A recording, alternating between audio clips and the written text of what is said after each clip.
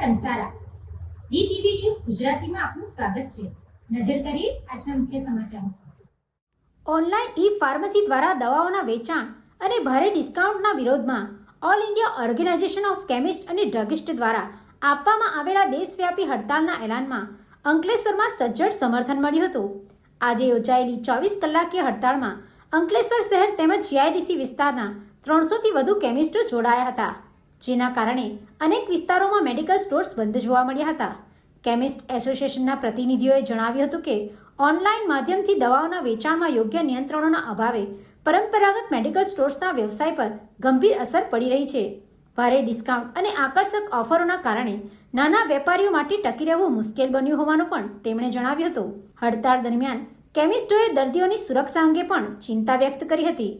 તેમના મતે online platform પર નકલી અને બિનઅધિકૃત દવાઓના વેચાણમાં વધારો થવાનો ખતરો છે, જે લોકોના આરોગ્ય માટે પણ ગંભીર જોખમ ઊભું કરી શકે છે।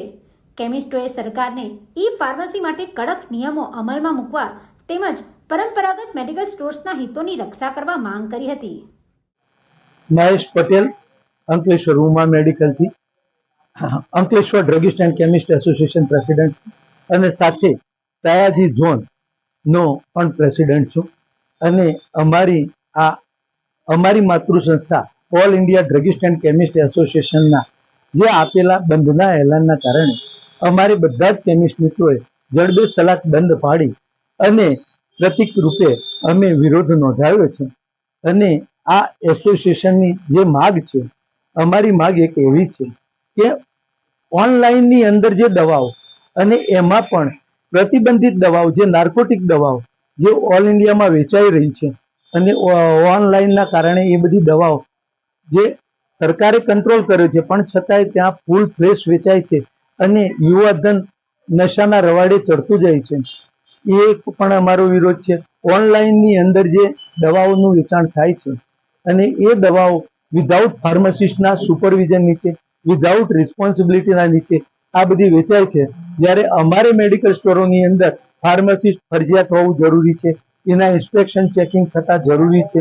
અને સાથે સાથે અમે પણ જે બિલોને બધું જ રાખવાનું અમારે કંટ્રોલ કમિટમાં હોય છે, જ્યારે આ ઓનલાઈનની અંદર આ કશું જ નહોતું હતું અને વધુ પડતા મોટા ડિસ્કાઉન્ટો આપી અને ડુપ્લિકેટ દવાઓનું પણ વેચાણ ઓનલાઈન દ્વારા વધુ થઈ રહ્યું હોય એવું જણાય છે। કારણ કે અમારું માર્જિન 16% અને 20% એનાથી વધારે છે ને, અને એનાથી પણ વધુ માર્જિન એ લોકો આપી અને આવી રીતે માર્કેટની અંદર દવાઓ વેચી રહ્યા છે। તો આપને નમ્ર વિનંતી કે આ મોટા ડિસ્કાઉન્ટ તો આવે છે ક્યાંથી? કારણ કે એવું તો દવાની અંદર એવું માર્જિન છે જ નહીં। તો આ બધા જે દવાઓના ડિસ્કાઉન્ટો વધુ પડતા આવે છે એના કારણે ડુપ્લિકેશન બહુ વધારે થાય છે અને જન જાગૃતિની અંદર આ સ્વાસ્થ્ય જાગૃતિ અભિયાન અમે ચલાવવા માટે આ બંધનું એલાન અમે આપ્યું છે। Pintu Modi, DTV news, Ankleshwar.